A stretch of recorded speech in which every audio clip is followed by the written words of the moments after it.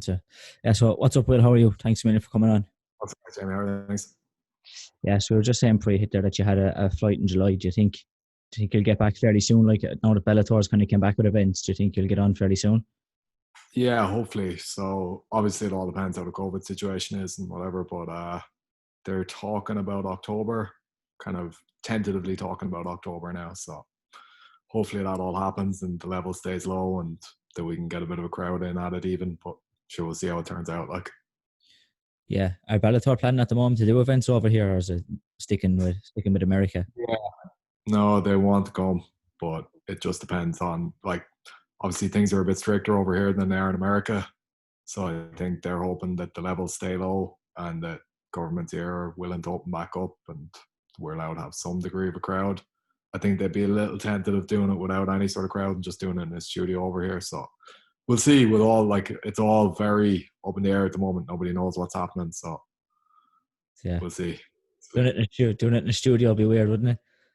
Imagine. Yeah, like I did that reality show down in Africa and I fought with no crowd. And obviously I did that fight in June where there was kind of no crowd basically as well.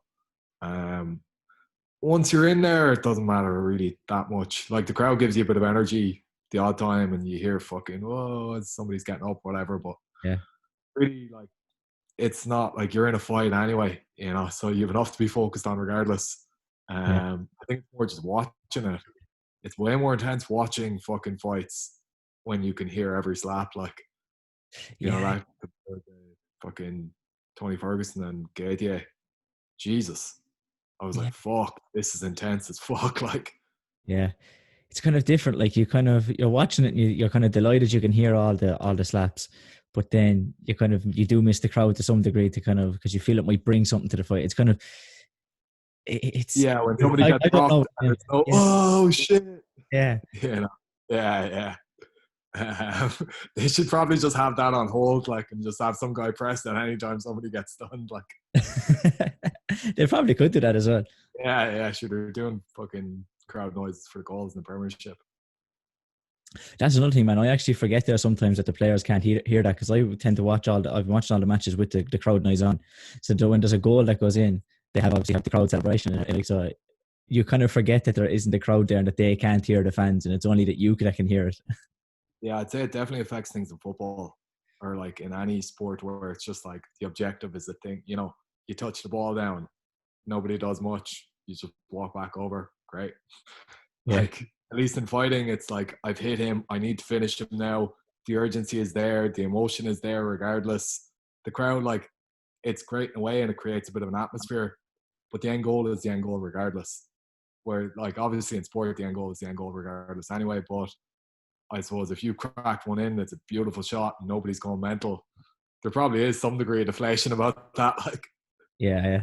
Like especially like I suppose like Jesse Lingard finally scored the other day for United, and it's an empty crowd, like no fans to celebrate or not to do it in front of them. It's not like shit buzz for that. yeah.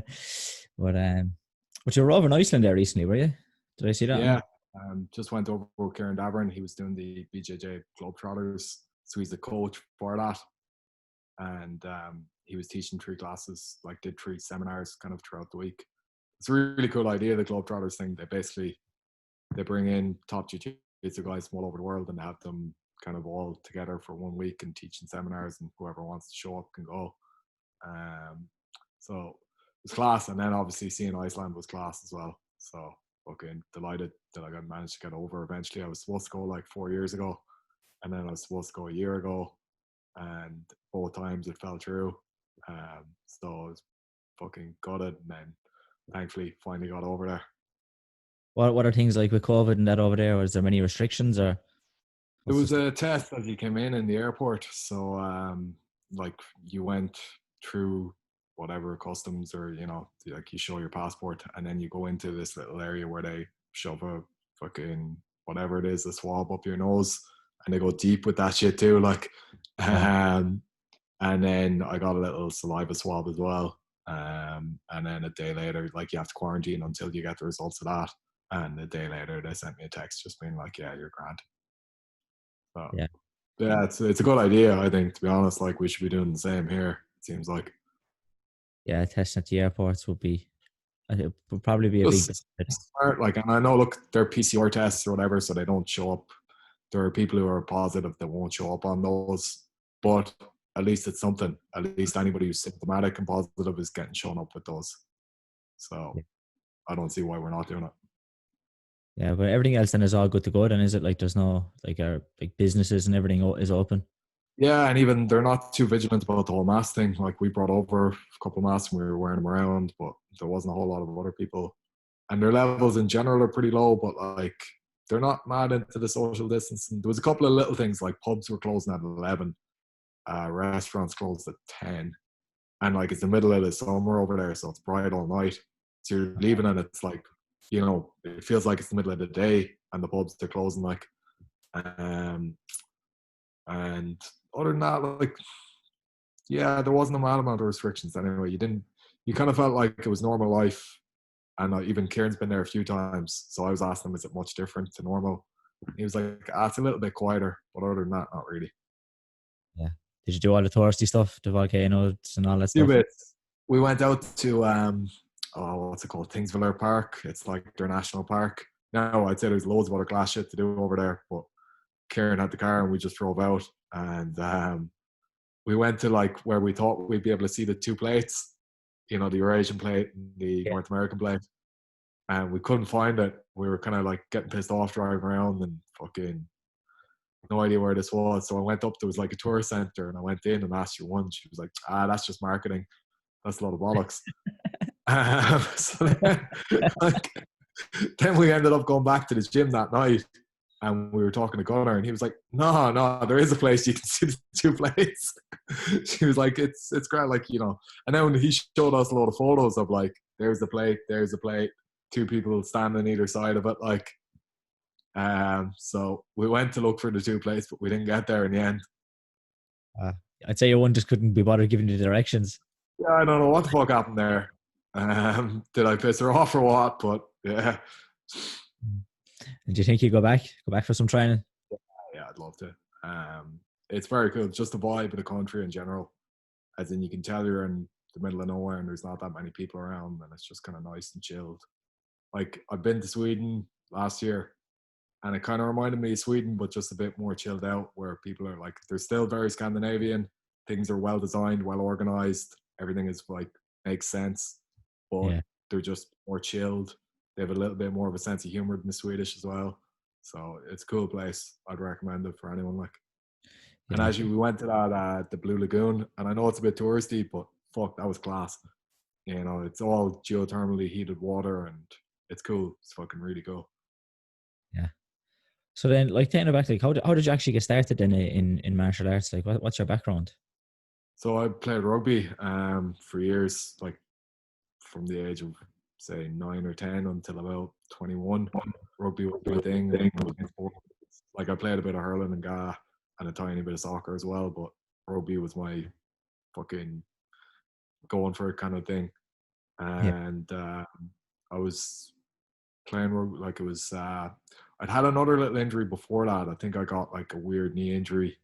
I think it was kind of a meniscus thing when I was about 20. And then when I was 21, I was playing sevens over in New York. And I passed the ball off, and this American lad, like, fell awkwardly with his knee onto my foot, and it crushed all the arches of my foot. So when I was over there, I like went in, it's not free healthcare or whatever. So I went into a hospital, and eventually this guy saw me and was like, look, you're going to need to get this worked on properly. So he recommended just going back to Ireland, and, he's like, it's probably surgery. So when I went back, the doctor who had looked at it was like, look, you're going to have to do a lot of rehab, but the surgeries don't always work. I crushed the Liz Frank arch in my foot. Now, it was pretty painful, but like, I could still walk around and I could still do most things normally. But it was when I went to like balance on my toes or do anything like that, just all the muscles wore out very quickly. So the physio I ended up going to was actually the guy who started the boxing clinic, Stuart Dollery. And he was like, oh, boxing footwork's the thing you need to do for that. And he was right. So I just started doing a lot of boxing footwork as part of my rehab. And then, yeah, kind of got hooked on that, and like got hooked on the fact that it was all like progress. You could feel yourself getting better every week. Yeah. And from playing rugby, I was kind of a big lad anyway, and I was pretty athletic. So he was mad to get me to fight. And then I did 1 or 2 boxing fights. And from that, like then we did cage in the gym as well. And we had a guy, Justin Robbins, who came over from the States. And once we had him over, there was kind of like a buzz around it. It was like we had a bit of a team going in the MMA clinic. Everyone got in behind it. And I just fucking kind of got hooked on it then. And 10 years later, here we are. So was there ever a plan to maybe go the boxing route? Not really. Like, to be honest, at that stage, it was kind of more just something I liked doing. And I can't remember if I ever thought I'd box professionally or anything like that, but I've kind of, the physicality of MMA always kind of appealed to me, if you know what I mean. And probably just because I was a big fucker then, and boxing seemed like it took too much coordination, you know? Whereas like I could lump in towards people, and like I was kind of just a brute back then, and you know, I could double leg people pretty easily, and my wrestling was pretty good in comparison to a lot of lads who were around the scene at that stage. So I kind of found it easy to beat the shit out of people more when I could pull them and push them and move them around a bit and then hit them. Like, so I think like as soon as I started doing MMA, like I knew I wasn't good at boxing, but I felt like I could be really good at MMA, if you know what I mean. Like I Yeah, was okay at boxing, I was getting better from a level of being shy. But with MMA, I was like, oh, I'm already able to like handle myself against people who are like considered quite good at this. yeah. And so like then were you training for long before you started taking fights? Like It was about, see, I did a couple of no headshot competitions. So we ran a few competitions in the gym, and that was about 6 or 7 months in. Now, once I got into it, I was really like training twice a day, trying to like get private. We had a guy, so Justin Robbins went home after about 3 or 4 months, and then Jake Hecht came over. And Jake was very good for like building kind of a team spirit, a team buzz, and just getting us all super dedicated to it. So it was myself, Kieran Daly, Darren Gorman, a load of lads who were quality fighters as well, like great athletes too. And we were all in there training nonstop. And then I think I wanted to be the first to fight because I was the first out of that group who'd started. But then like I did a couple of no headshot comps. I think all of us did those. I think we all won those. And then I got a bit of a meniscus injury, and then I got glandular fever after that. So it ended up that Kieran, Darren, and Kieran O'Brien and James Brennan had all fought before me. But basically, anyway, yeah, it was about 2-ish years until I fought, like from the start of boxing till my first MMA amateur fight was probably 2 years. So I think it was March 2012 I fought. And I think I started MMA training properly in like September 2010. yeah. Do you think that kind of good bit of time between when you started when you started fighting helped to kind of really develop, or do you think? Yeah, and again, it depends who you're training with, depends how you're training, but like, and how intensively you're training and how well you're learning what you're doing. But I would recommend at least 6 months to a year. You see guys who are in the gym 3 months, they want to fight, and it's like, nah, learn this craft. Your brain's going to take a while to get used to what you're doing. Even if you have a background in something, MMA is a little bit different. Like I see a lot of guys and they're like high level purple belts and jits, and they come in, they think like, oh, I'm going to know what to do. Yeah, you do, but you're not used to getting hit. You're not used to like the little subtleties of different shit in these positions. So I'd all like, more time is obviously better, but again, you want to live your life, you want to get on with it. So I'd say at least 6 months, and that's 6 months if you're training intensively and you're good at it and you're learning shit out every time. Yeah. So it's different. It's a different story if with other sports. If you're not doing, if you've only just taken them up, and you want to get competitive, like it's not getting punched in the face. Like if you just started golf and you went golfing and you got competitive at golf straight away, like that's a different ball game to getting. And I'm always like, in any like combat based sport, you don't want to be getting fucked around too often. Like, as in, when you compete, you should be competing with every fucking chance of like, well, you should be competing thinking, oh, there's no way I'm gonna get my ass whooped by this guy. I'm going to smash this lad. And if there's any doubt about that, there's any doubt about your ability to smash somebody, don't fucking do it. You know, because nobody wants to be the guy getting smashed at the end of the day. Yeah, especially in front of people, I suppose, as well. Yeah, and even like from your own point of view, from your health point of view, fuck that shit, man. You know, there's enough bad shit out there getting hit in the head. You don't need that. Like, Yeah. So, like, then, do you think you were always going to be? Was it like a sport and career always something that you thought you would have? not really, no, man. So when I started MMA, I was in college for quantity surveying. I was out in CIT actually, and I basically fucking thought that I was going to end up finishing up the degree and moving over to New York, and that ended up being completely wrong. So I finished the degree and I like went over to London for a year. Now I'd been training. At that stage, I was entertaining the thought of being a professional fighter in my head because I was doing pretty well. I think I was like 4 or 5-0 as an amateur, and I felt like I progressed massively in the few years because I was in college technically, but basically I was a full-time fighter at that stage as well. Like, um, and then when I moved over to London, I started training over in London Shoot, and there was a lot of like pretty high level pros over there, and it was a very good standard. And it was a bit of a shock to the system because we were in and like it was pretty old school over there. It was a lot of heavy sparring, a lot of hard rounds, but like I felt like I was holding my own in a lot of the rounds. Now I was getting my ass whooped the odd time as well, but I was pretty happy with how I was doing in certain situations. And then I thought, look, if I get another 2 years of this, I could make something of this. Like, you know, I can fucking get places with the skill set I have here. Um, so then I've had another 3 amateur fights, I think, after that while I was living over in London. I came back to Ireland for 2 of those and I fought once over there. And then I made the decision to go pro, and then I moved back because Sean Tobin and Kieran O'Brien owned the gym that I'd been training in, which was originally the MMA clinic, and then it became Trials, and it's now Samson. So fucking at that stage, like it was a slow process to get to that kind of, oh, I'm going to make a go of this as a pro. Yeah, like yeah, I suppose you went undefeated as an amateur, I think, didn't you? So like, I suppose that Yeah. kind of maybe that kind of the fact that it was all, I suppose, plain sailing to some degree, kind of maybe did that help to Yeah, push? even like not many of my amateur fights were close. Like as in, I was never really in a bad place in any of those fights, and they were all considered the best guys around Ireland at that stage.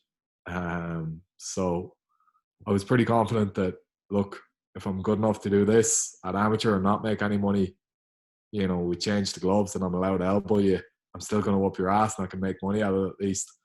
Now, I didn't really feel like, oh, this is going to make me a ton of money or like, you know, I'm going to be fucking rolling in it in 2 years' time. The whole Connor thing hadn't really taken off and it didn't seem like a legit career option at that stage. But I definitely knew that I fucking love doing this. And even if I'm not making a ton of money, I'm going to be happy just getting better at what I do here. And I feel like that's massively fucking important. And for any young lad who wants to pursue a career in combat sports now, it's like, just make sure you fucking love it for what it is, not for what you want out of it. Because Yeah, it'll always be what it is, whereas you won't always get what you want out of it. yeah, I think something I kind of said to a lot of people when I'm talking about this type of thing, that like you see guys, because of the whole Conor McGregor thing, and that, like obviously he has done quite well financially, that people think that, oh, I'm definitely going to be like him. Sure, I'll get in and I'll be like him and I'll have millions, 100 millions of millions. But like the reality is like you probably won't. It's like, so maybe if you can get in, No, enjoy the process and set yourself up for outside when you're finished fighting. Like if you have a career and a legit way of earning money once you're finished fighting, then that was, I think you could consider that a successful career. You've got to spend your prime athletic years doing something you love, and you've set yourself up for something for after from it. It's like, well, I think that would be successful. exactly. And like, look, success is in the eye of the beholder at the end of the day. And fuck it, what is like success? It's your perception of your own success, if you know what I mean. But I always think, look, fucking definitely don't think you're going to make money at this easily in any way, shape, or form. Like, I'm pretty lucky. I'm with Bellator now. They pay quite well, and like, I fucking plan on going on whooping a lot of ass and making a good bit more money out of this whole thing. But at the end of the day, I was at that stage about 2 years ago where I was pretty much fucking broke. I had no work experience for the last 4 years. You know, it was very hairy, and it was only the fact that Bellator started coming to Europe and doing these shows, and I got that contract. That changed things massively. Up until that point, I was doing really well as a fighter. You know, I was undefeated. I was 7-0 as an amateur, 7-0 as a amateur and 4-0 as a pro. But even at that stage, man, I'd made fuck all money at this, and it was like, and people pull out me in fights. Like I think between my first and second fight, I think I had like 6 pullouts. And you're doing full camps, you're spending money training, and people just don't show up, and nothing happens, and it's fucking shit. And there's nobody compensates you in any way, shape, or form. You just take the hit, and that's one thing. At least with a team, you have a contract, you have something. With this, you're fucked if anything goes wrong. You know, say if I do in my knee tomorrow morning, yeah, I have that contract, but that doesn't mean anything. There is literally fuck all security in this. So like, unless you have other ways of making money in your life, or else you're fucking amazingly good.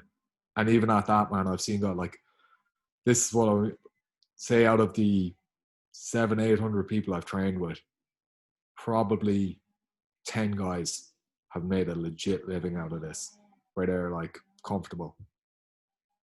You know what I mean? So what's that, like a fucking... Such a small percentage, like, isn't it? Like, yeah. You know? And even at that, I've seen a lot more heartbreaking shit than I've seen positive stuff. And you see guys give it everything, and they're very talented, and it breaks them. So I know it's not exactly fucking the most positive thing, but like, that is the game you're getting involved in here. I wouldn't like to see my kids at this shit, to be honest. yeah. Not even if they said they loved it. Yeah, look, if they really did, and they had the right attitude, and they knew what they were getting out of it, and even they had some other way of eventually making a few quid, yeah, go for it. Because look, I had another way of making money. I worked in an office for nearly a year over in London, and I would rather have fucking killed myself than stay doing that shit. I'm delighted I had this avenue in life to go and pursue this, and it was fucking amazing, and it is fucking amazing. But like, I also think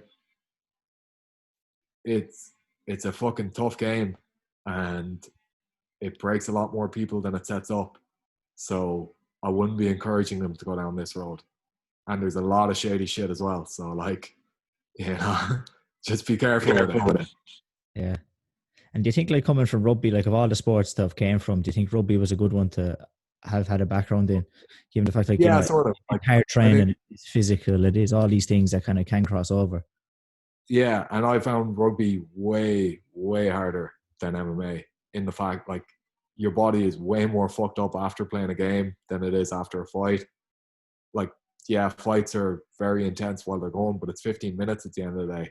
You're not getting up and hitting yourself into a fucking 120 kilo lad 6, 7, 8, 9 times in 80 minutes. It's, you know, it's constant go for 15, but then you're done.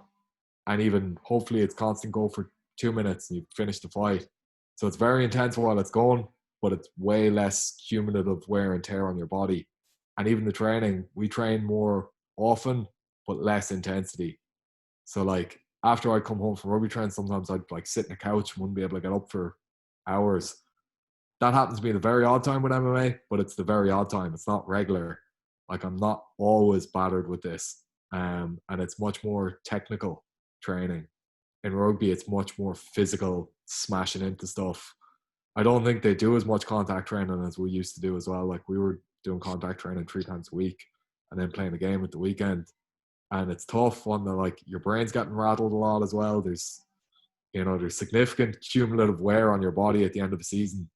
Whereas I find MMA, I manage my training load. I train pretty intensely, but at the same time, if I am fucked, I can take a day off. And in general, if I do a really hard session, I'm not coming in with my shoulders half all over the place and my neck in bits. I'm relatively okay at the end of that session. I've just had a hard workout. Maybe I have a few cuts and bruises. My knuckles are a bit sore. I might have a bit of a black eye, whatever, but all that stuff kind of heals up quite quickly. Whereas the big impacts on your body, they take a little bit longer to kind of heal up from. Like, so I found rugby very good, like good in the way of like you understand collisions and you understand physics in a way, because you know when there's a big basketball run at you, how hard that's going to hit you, and even like takedowns, effective takedowns, and even if you look at what GSP was doing there, very similar to a rugby tackle. And if you're quick, like obviously timing and entry are big, but if you're quick about what you're doing in that situation, like basically it's fucking drive them into the ground.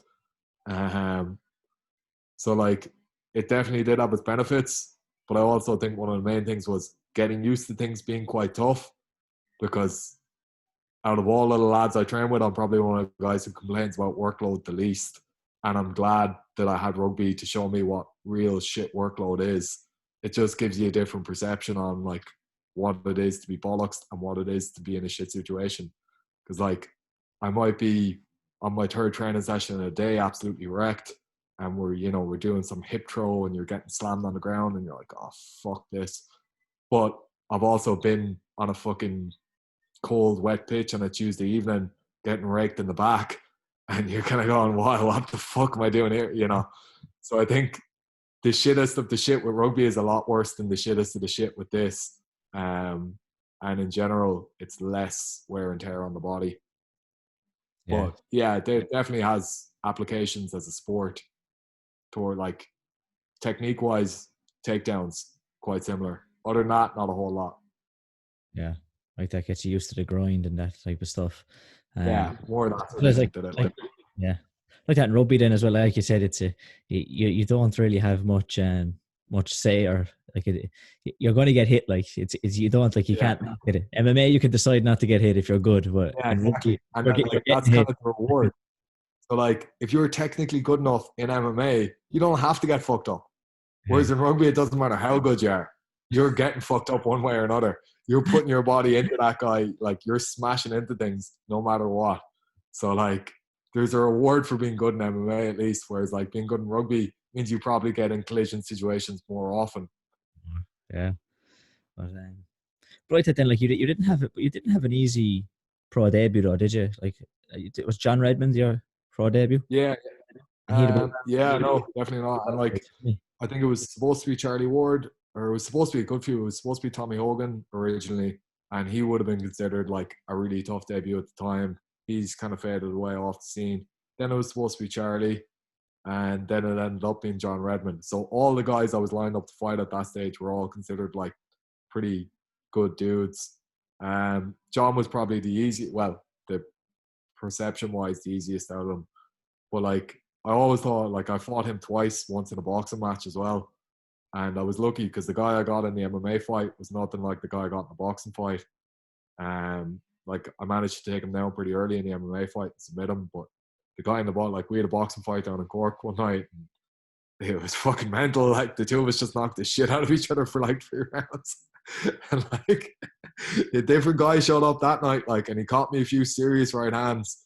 And like I was lucky enough that I ended up, like, I dropped him I think twice in the first, and I finished him either the start.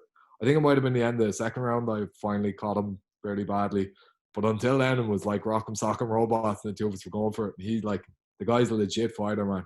He's got a serious right hand on him, and if you don't respect him, he's going to cause you massive issues. And I think I went in the second time because I beat him quite easily the first time.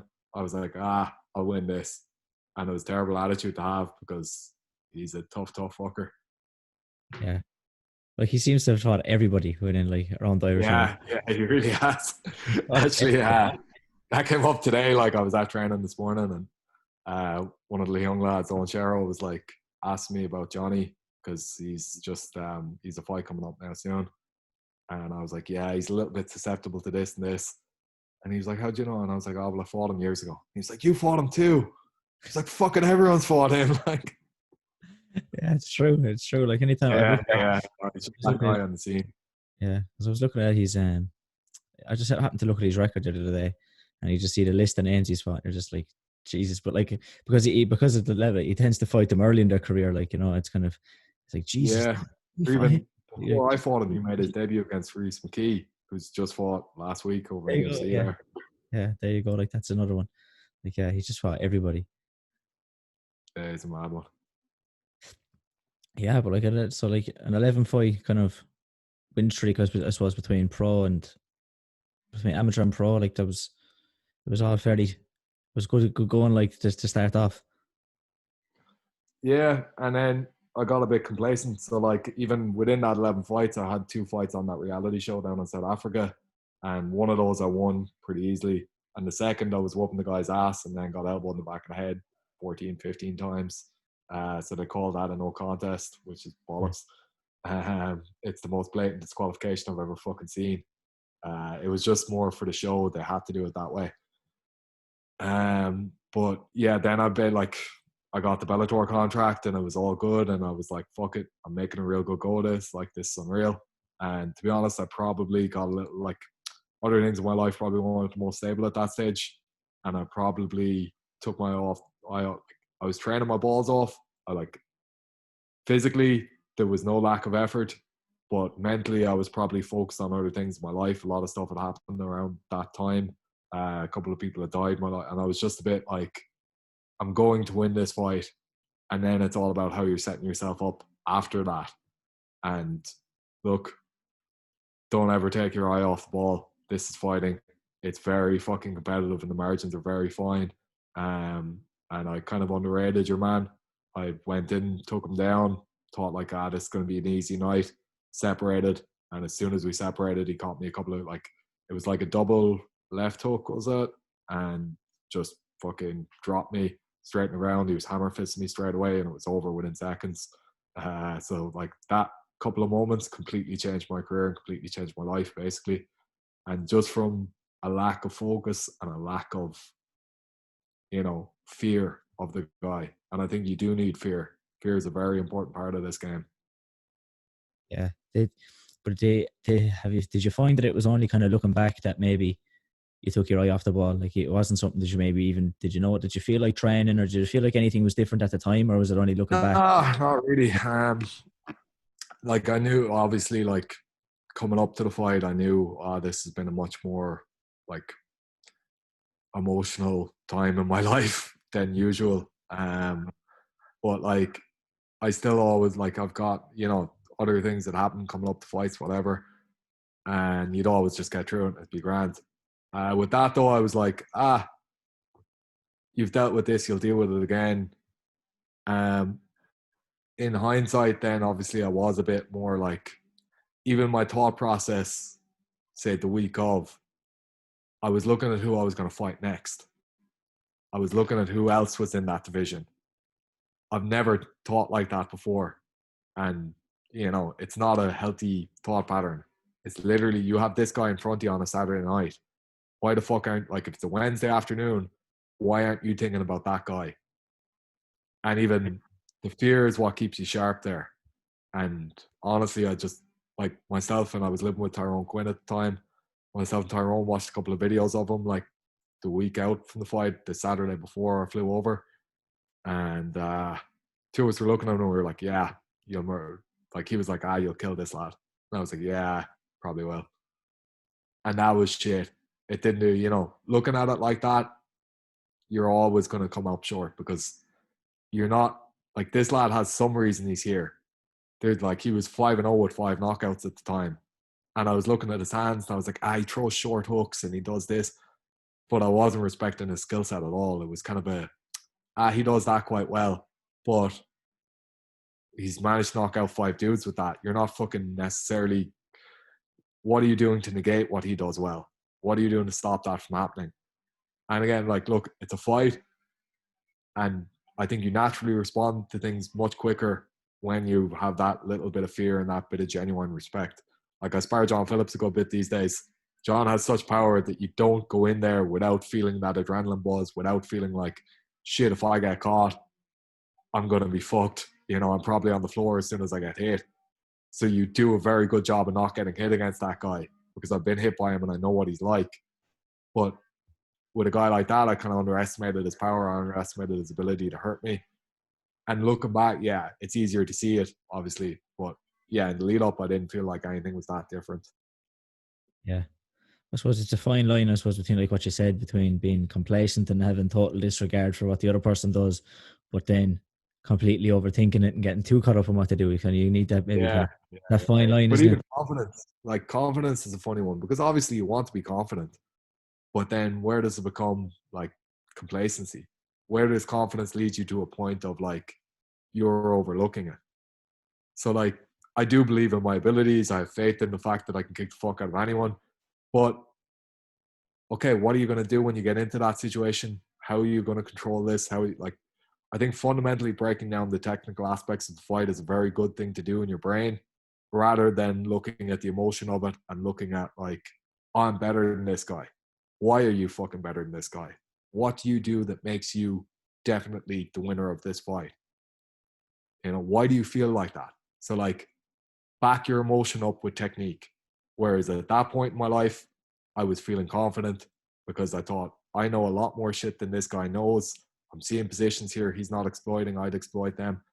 But at the same time, I wasn't breaking down what his weapons were. I was just going, nah, you know loads. You're good. You'll smash him, which was shit. Whereas now, if I look at a guy and I go, okay, I'll beat that guy. Why? Because when I get him here, I'm not going to go here or here. I'm going to get his hip here. I'm going to put him there. Like, I'm going to be able to tie that leg up. You know, if he starts to do this, I know what I'm going to do. It's going to be this, this, and this. And then you have a reason to have genuine confidence. But again, in a fight, there are always unforeseen situations. So it's good just to have that fucking fear anyway, because adrenaline will help you respond to anything.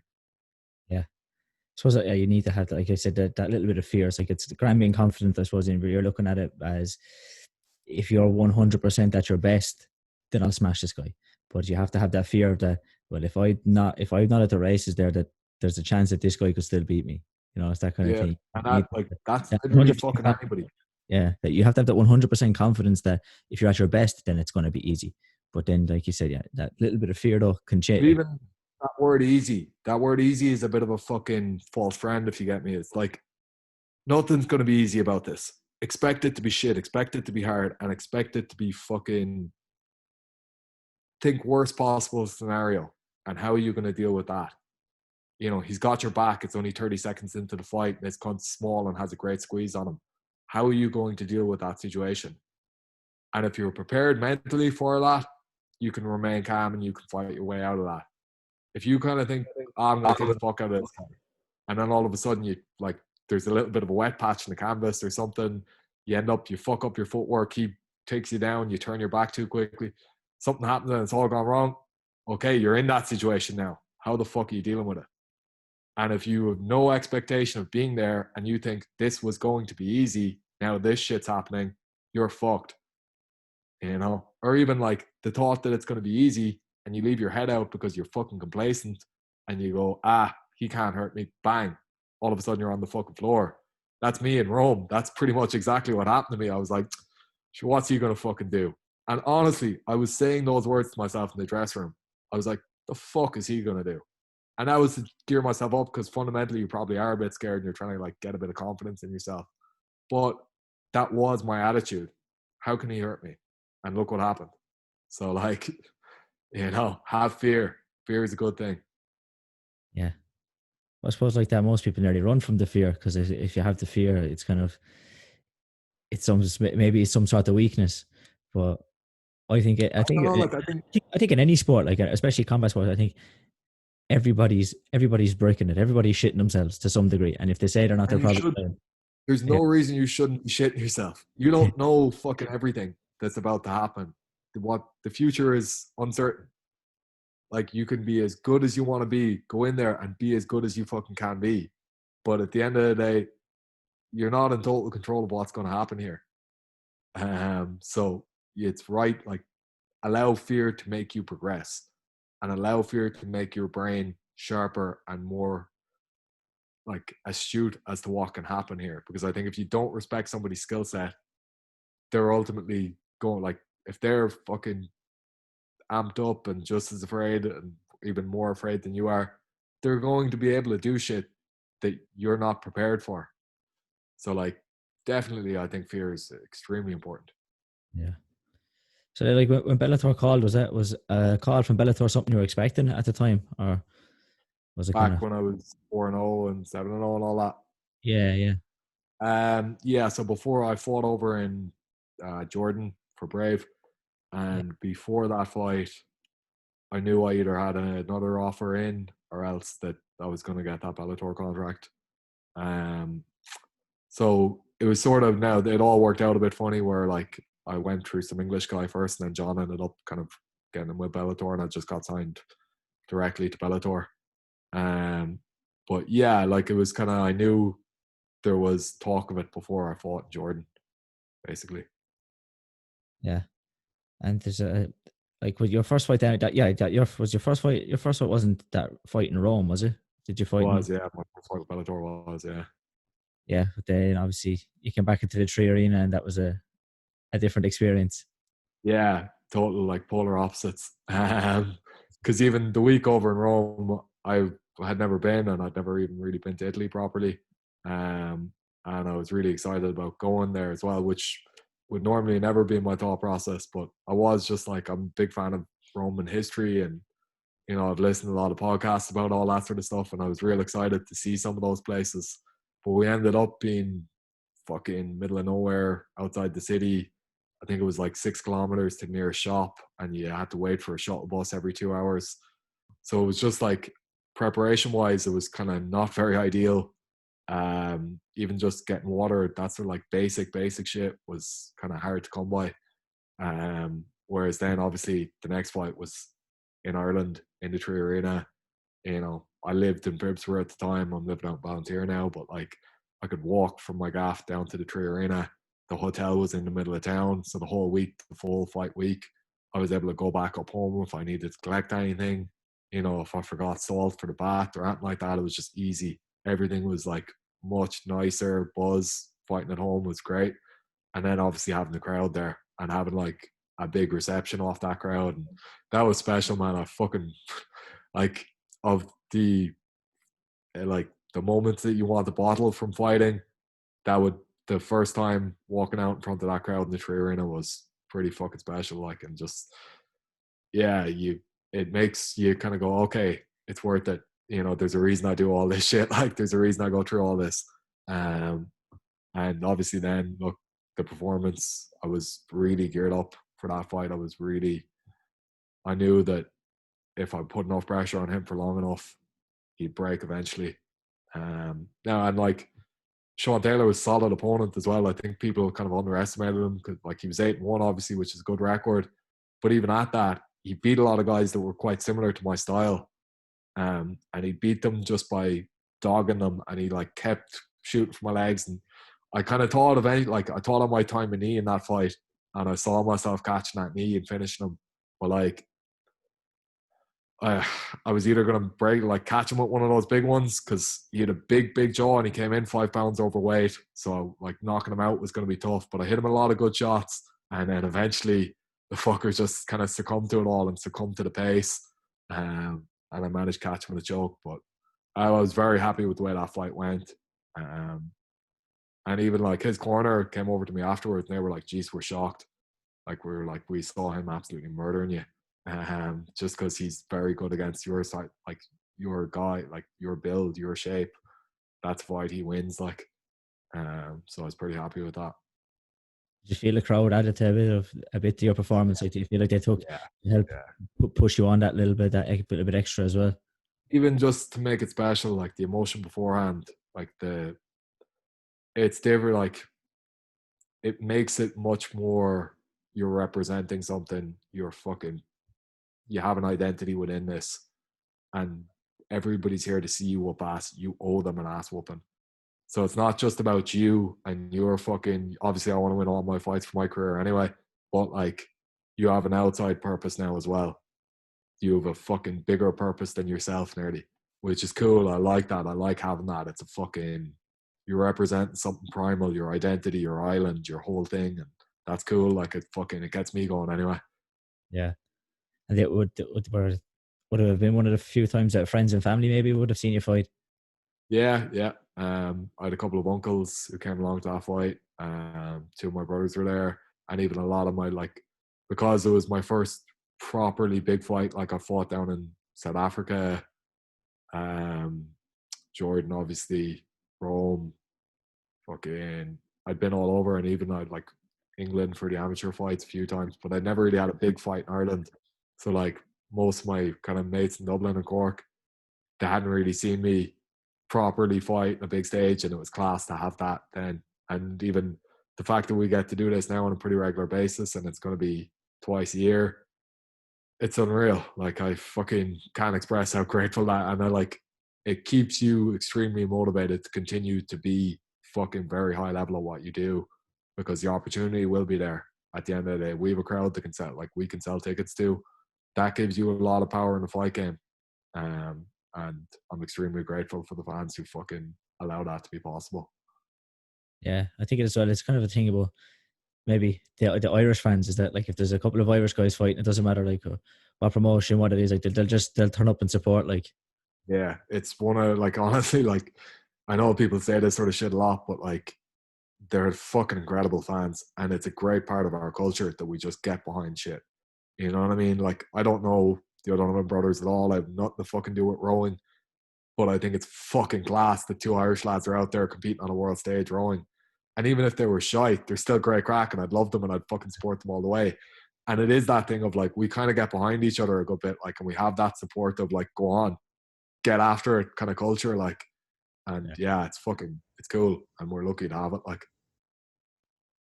Actually, just taking it back there, you mentioned, because you mentioned that kind of tournament, that kind of TV show a couple of times. Like, what was the kind of setup with that TV show? Was that kind of like the Ultimate Fighter kind of a thing, or like Yeah, the? basically it was the EFC, which is the Extreme Fighting Championship down in South Africa. They used to be on Bravo back in like 2005, 6, and that's how I knew what they were. But basically, it got put in. We have like a group chat for the MMA team, and it got put into that. He was like, would any of the undefeated guys be willing to travel down to South Africa? So it was a show for undefeated middleweights. Um, and I think at that stage I was probably the only undefeated middleweight in the gym. I'm not sure, but basically, yeah, they were saying that they wanted to like do something to rival the Ultimate Fighter. And I was a bit skeptical because I was thinking these boys have nowhere near the money to do anything like that. And then it was a bit sketchy for about a month and a half. And I would like, they'd sent me over like a couple of the things, you know, like prospectus plans and all this. And I was training anyway. Like I'd fought Johnny Redmond during the summer in a boxing fight. I was supposed to have an MMA fight, and the guy pulled out. And then I had a couple of like Jits super fights that summer as well. And I think I was like kind of provisionally booked for a card in Cage Legacy up in Drogheda or something like that. So I was like, already, look, fucking, I'm doing what I'm doing anyway. And if these guys can't, great.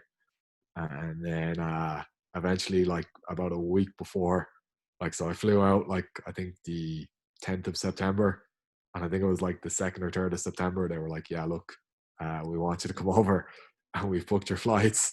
So they had my flights booked before I'd even agreed to it, and I was still like, this is very dodgy.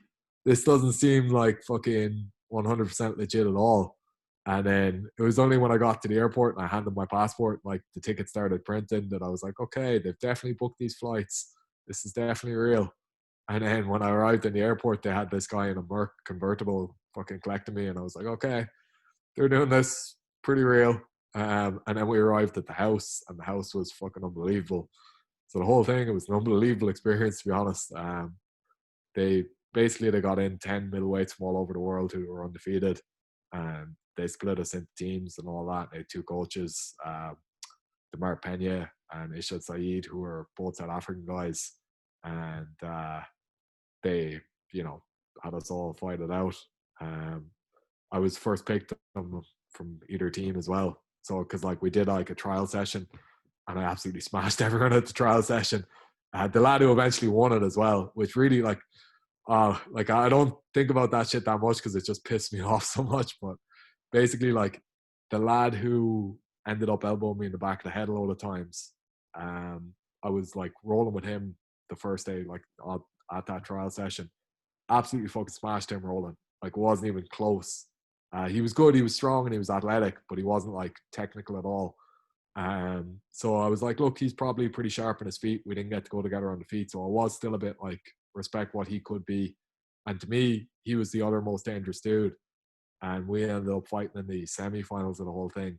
And that, like, I took him down pretty easy because I was like, he threw a kick, I shoved him to the cage, got his legs out from under him, mounted him, had him in mount, landed a couple of elbows in mount, and then he managed to reverse, and I like pushed back up to the, like, stood back up, pushed away, put him back in the same position where I'd taken him down earlier, and he just started going to town on the back of my head. And it wasn't even like nearly not the back of the head, it was like center of the fucking middle of the, like, nowhere near the ears, nowhere near the side of the head, straight down, fucking 12-6 elbows to the back of the head. So like doubly illegal, even though the 12-6 elbows are bullshit. But so then even after that, like, I'm still conscious, I'm still fucking awake after these 14 elbows, stumbling around the cage, being like, let's go again. I'll fucking smash him, because I could see how fucked he was. Anyway, regardless, the boy who ended up winning the show was a guy who had like tapped 4 times in 1 round in the trial session. And fair play to him, he's gone on, he's done okay out of it since. He fought the champ in the end, Dricus. But like, it pissed me off so much that I was clearly that, and it gave me, like, that's probably one of the reasons I got so confident and got to the point of being a bit complacent afterwards, because they were all undefeated middleweights. And I'm sure there are better undefeated middleweights out there in the world, but those guys, I was by far the best out of them. So I got a lot of confidence from that, obviously. And it just, I was really pissed off when how it all worked out. Yeah, I'd imagine like flying all that way as well. And like then there was Yeah, like, I spent 8 weeks living down there. So it was class, and living in that house, even after all of that had happened, it was still cool. Like, you put your food down, whatever you want, on a list, and it shows up the next day. So it was a good life that way. Like, as in, you know, you don't have too many responsibilities. You train, you come home, you eat whatever the fuck they bought, like, which is whatever you told them to buy. It was sweet. It was great. And like, the place is beautiful. Like, South Africa is a fucking amazing country. The culture over there is very different, very weird, but also interesting as fuck. I'm really glad I got to do that. And it's one of those other things fighting's given me that I'm like, yeah, that was class. But at the same time, like, very pissed off with how it all ended up. yeah. And even like, I came back and I did a fight for them that December. So that was all like September. I think the show ended like the end of October. And then I flew back home for like a month and a half. And then I went out, like, they rebooked me for a fight. So like, I was mad just to fight the guy who won the show. But they wouldn't allow that to happen. They were like, oh, look, take a fight in the meantime, and then we'll sort that fight out. So I went back down there that December and fought like a guy from Pretoria, in Pretoria. And I smashed him. It was like 2nd round TKO. And afterwards, they didn't even pay me my fucking win bonus or any, like, I was supposed to get like a certain amount, that if there was a certain amount of viewers, I got like a little bonus, and we met that target.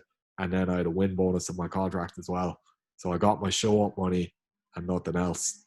And they're still telling me they're going to pay me. And it's like fucking, what, nearly 3 years after now.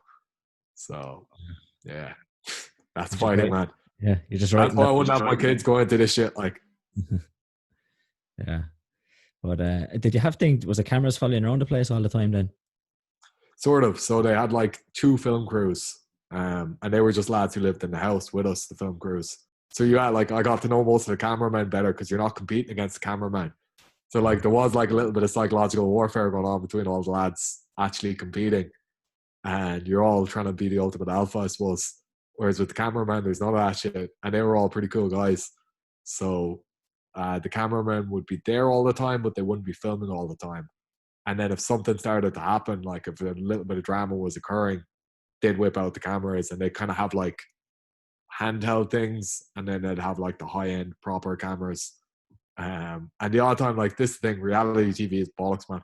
So like, the odd time something really real would have happened and they'd have missed it, they would like found out later, and then they'd be like, oh lads, just reenact that, will you? Like, no, fuck off. Like, No, but like, a lot of the lads would, like, I wouldn't do any of that sort of shit. So I kind of ended up being cut out of a lot of stuff. Um, but like a lot of lads did, and it just came across terribly, and it just seemed like really bad acting. So I think they did themselves a bit of a disservice that way, because there was enough real drama on that show to have made it really, really interesting. A lot of shit happened while we were down there that was like pretty fucking bizarre, and like, you know, would have made a good show. But they tried to like tailor it to a certain narrative and a certain script and a certain whatever the fuck. And it's like, just let what happens happen, film that, and it'll be interesting enough. Yeah. I suppose that's half been the downfall of the Ultimate Fighter itself, is trying to create storylines and just make it something that's maybe not like, maybe not, it was something at the start when it first started, and they're trying to make it Yeah. something that's maybe not now. It's like, Look, I just, get that you need characters on a show like that, and you need people that fans are going to buy into in a way. But I honestly think if you create the right situation, like the fact that we were 10 guys from all over the world in a house together about to fight each other created a shitload of natural drama. yeah, So, like, even the one thing I find kind of weird about the Ultimate Fighter is they put all people from the same place together. So, like, it's all Americans in a house together. And they're all like, yeah, my girl's blah, blah, blah. And it's boring as fuck. And most of the world can't relate to it. Whereas, like, one interesting thing about this was, like, there was myself from Ireland, there was an English guy, there was a French lad, two Algerians, fucking a German, an Aussie guy, like, and the Australian guy was the lad who elbowed me in the back of the head. There was a guy from Cameroon, two South Africans, an American, and a Brazilian down there, right? So it was like the fucking United Nations, and there was a lot of cultural shit that was just very different, and the way people live, like the way people approached training, the way people fucking did everything was just super different, and it was interesting as fuck from a, like, you know, even just my experience with it was like, wow, this is fucking bizarre. This lad eats like this lad eats like this, you know. It's cool to see that. And I think that makes a good show in itself. Like, even just putting 10 people from completely different cultures into a house together, and then the fact that they're all about to fight each other just makes it way more interesting. So, like, to me, the whole experience was class and was really interesting, but they fucked up filming it in my eyes. Like, yeah, yeah. It sounds like an unbelievable experience. All right, to go to yeah, South it was Africa. cool. It was. Yeah. Yeah. But then, but like your last fight wasn't with Bellator then, was it? No, so because I was supposed to fight with them in July, and that fight eventually, so I was supposed to fight over in America in Tuckerville in Oklahoma on, I think it was actually pretty recently, July 14th or something, I think the contract was for. So I got that contract just as COVID was hitting. So it was like the week that we started the whole lockdown buzz, but America was still going and everything was grand over there. So got that contract. It was like, brilliant, have a fight. Started training away for that.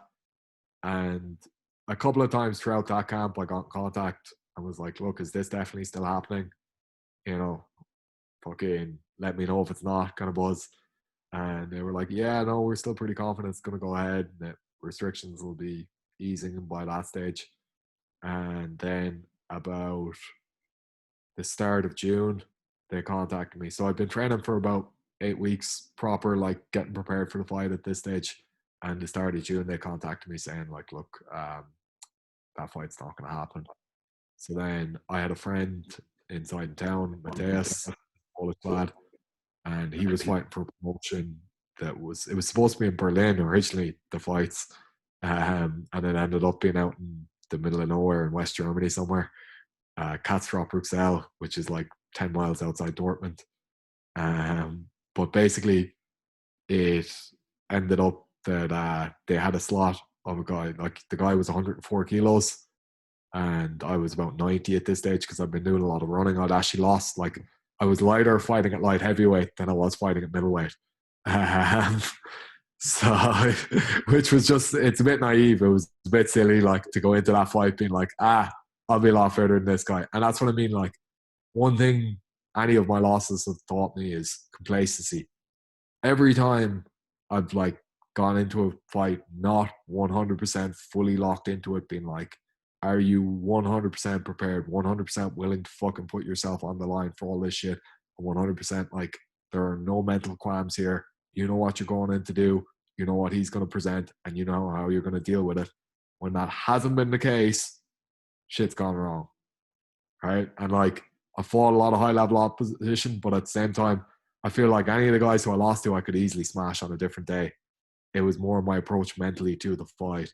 And yeah, basically the guy was 104 kilos. He fought at middleweight before, so I was like, he's after getting fat. I'll give him a bit of a weight allowance. So it eventually ended up in a 90 kilo catch weight, and I weighed about 92 kilos at the time. I normally weigh about 95. Like, I weigh about 95 and I normally fight at 84. So it was a bit like naive to give away that much weight. Yeah, anyway, fucking, he ended up being a lot better than I thought he was. And I wasn't physically prepared for that fight, to be honest. I was doing a bit of training. I was, in my eyes, I was training quite hard.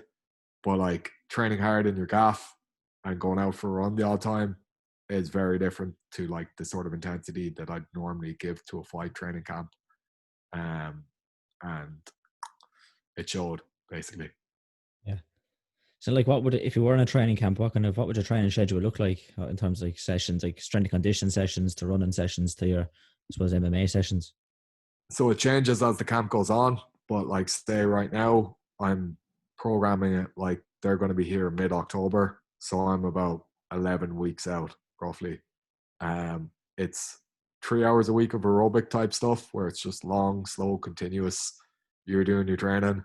I have three strength-based sessions where it's just like compound lifts, moving heavy things explosively, and just trying to get that little bit of pop in your muscular system. Even like, gyms are only back open up here, like FlyFit. I think they only opened up about 2 weeks ago.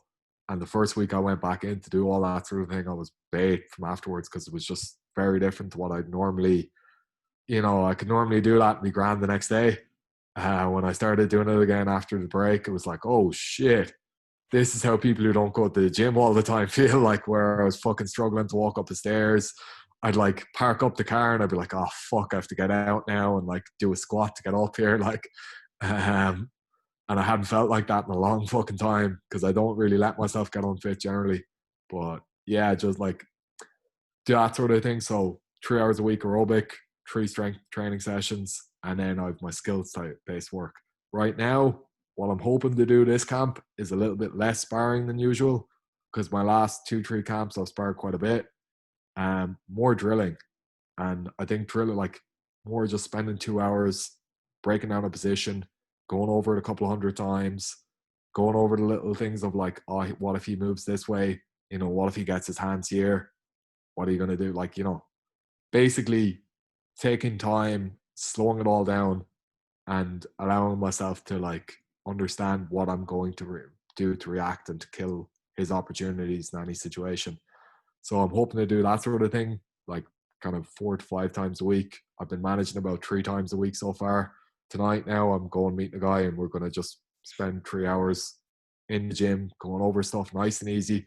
Like, when you say 3 hours training, it seems really intense. That's probably the least intense shit I do.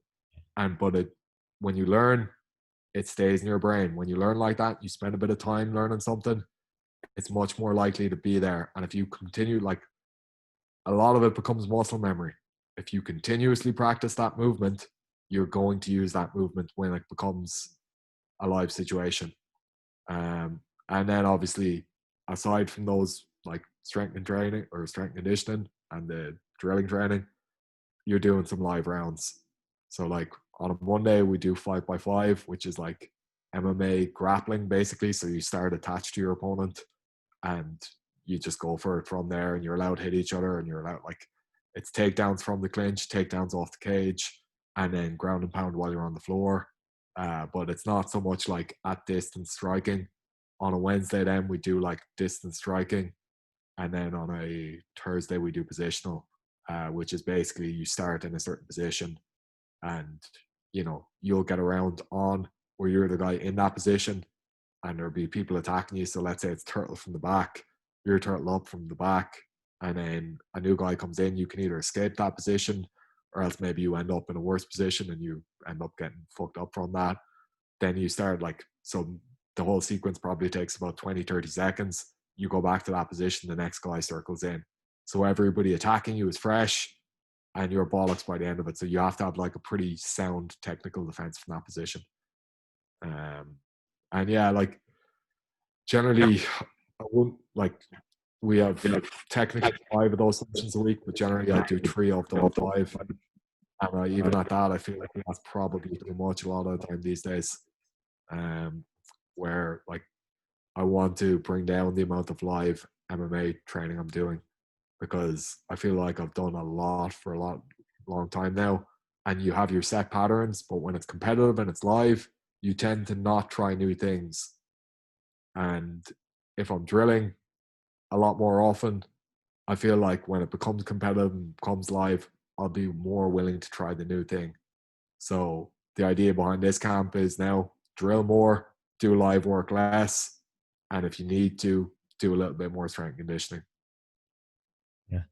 So like you said, when you go with the live rounds, it's you don't really want to try, I suppose, because if it goes wrong, it can be, you kind of don't want, you're less likely to take the risk, really.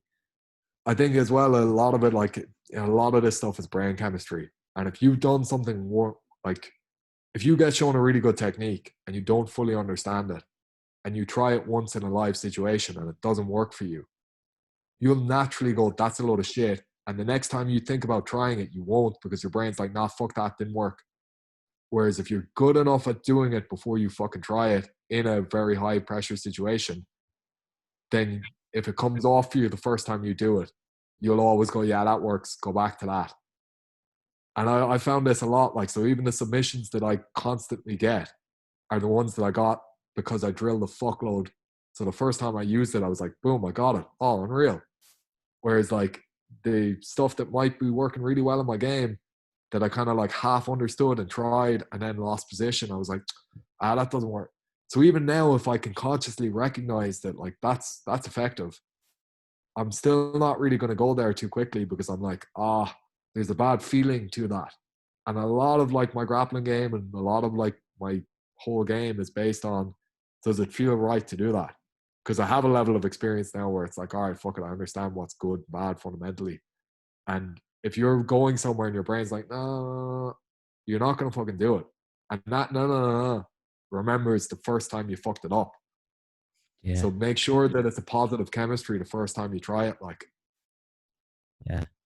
Give you that context, I suppose, as well, of the technique. When you try it and just open, if you're just trying it for the first time in an open live round, it could be missing the context. If you've just seen the technique, I'll try that when you might have seen the technique, you might have seen it with some context in the right situation. Whereas then when you're trying it, it could be a completely wrong situation. So you kind of need to develop that context of where does that technique work? But even your timing has to be right as well. It has to be the right time to use that thing. But if you could have the perfect time, and if you're not doing it right, it still won't work for you. So at least have what you're supposed to be doing down to a T.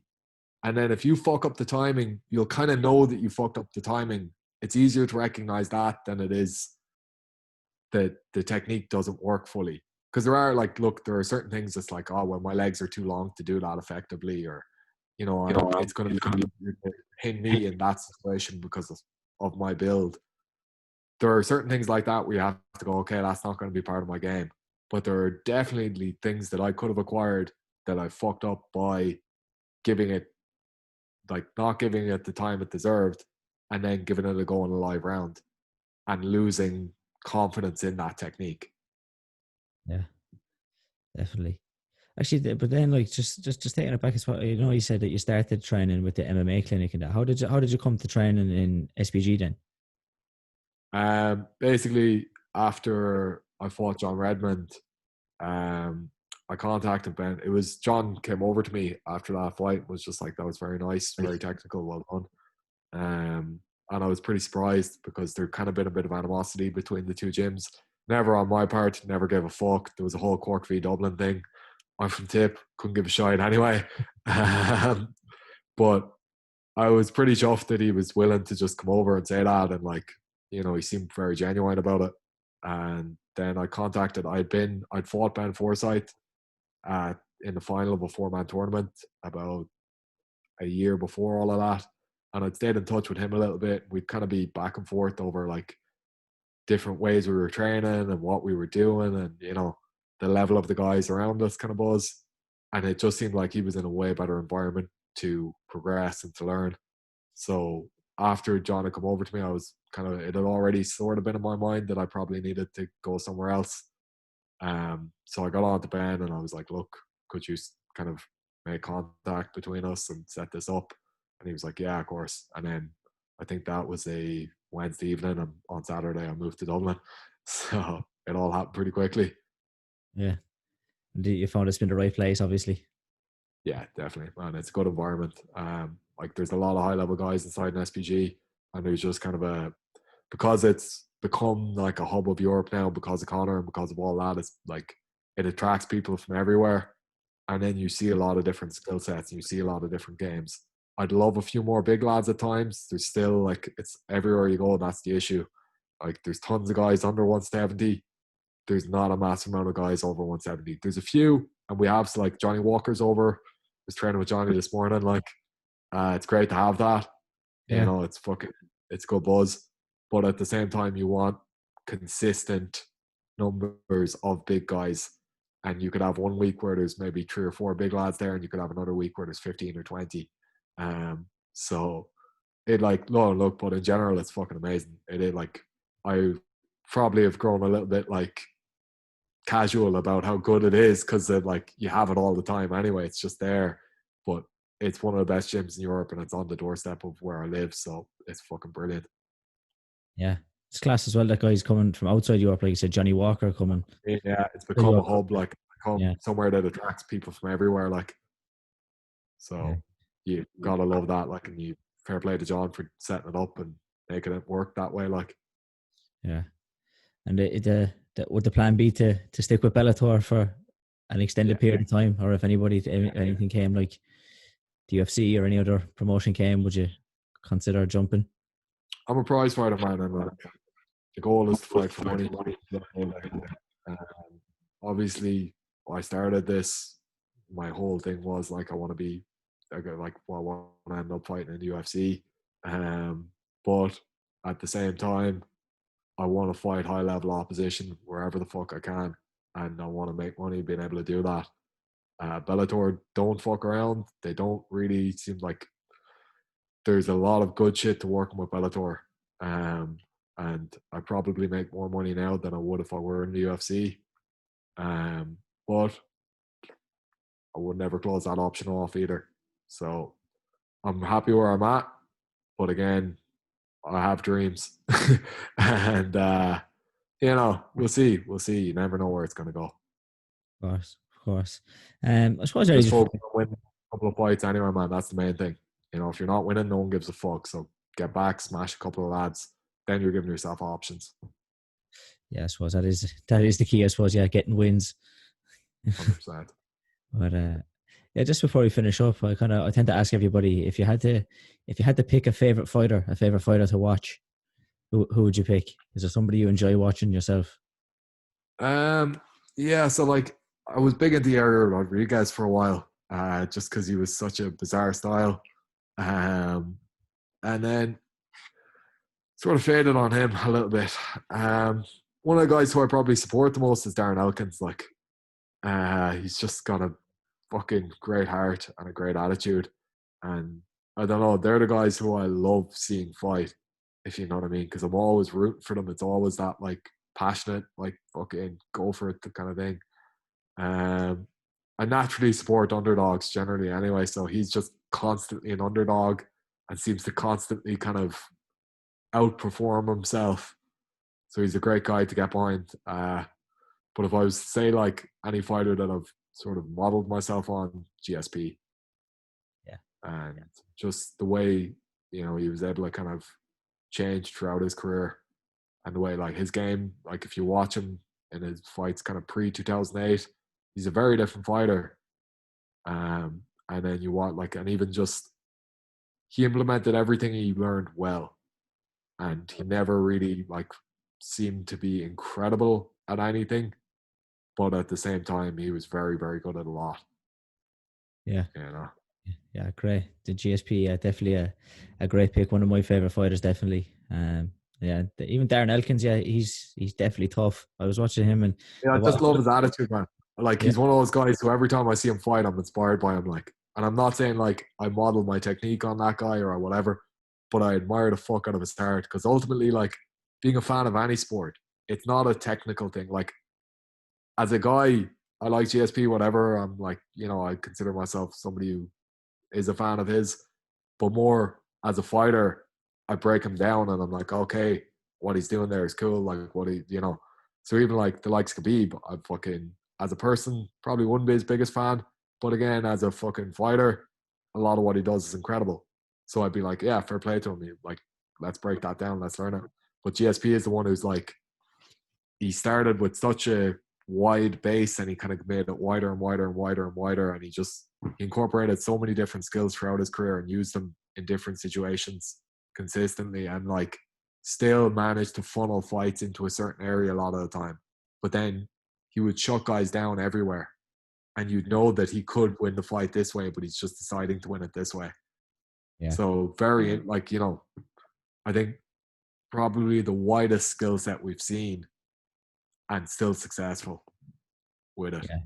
Like you said, to take a couple of years off, come back, came back maybe even Yeah, better. Like, and that finish against yeah, Bisping, I only watched that recently. That finish against Bisping is one of the best finishes. To drop him, to go to the hands, to the way he took the back, to get to slide like it yeah, was high just level. unbelievable. It was just unreal. Just the way he finished that fight. It could be one of the best But even finishes. I watched the Hendricks fight because over lockdown, there wasn't a whole lot of live sports, so I went back and watched loads of fights, and I pretty much went through his whole career one day.